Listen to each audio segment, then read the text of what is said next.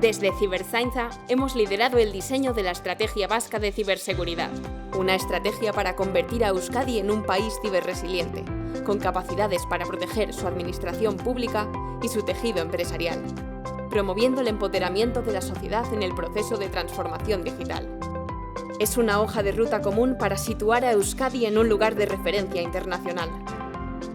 La Estrategia Vasca de Ciberseguridad se articula en torno a 7 retos.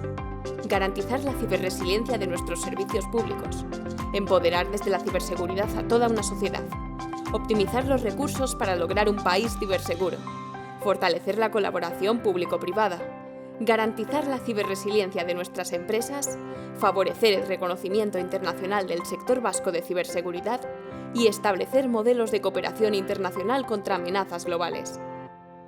Para resolver estos retos, se establecen 4 objetivos estratégicos y 8 líneas de actuación. Para promover la ciberseguridad como servicio compartido en el sector público, son claves la implantación de la estrategia y su modelo de gobernanza y el desarrollo de capacidades transversales para la prevención, detección y respuesta ante incidentes. Para desarrollar habilidades personales en ciberseguridad, la estrategia prevé los medios para evolucionar la cultura de la ciberseguridad en toda la sociedad, así como para generar y atraer talento. Para apoyar la resiliencia del tejido empresarial vasco, las acciones de la estrategia irán destinadas a transferir la ciberseguridad hacia nuestras empresas y a articular mecanismos estables de colaboración público-privada. Para obtener reconocimiento y posicionamiento internacional, el esfuerzo se centrará en fortalecer la industria local de ciberseguridad y en fomentar de manera constante una posición de referencia a nivel mundial.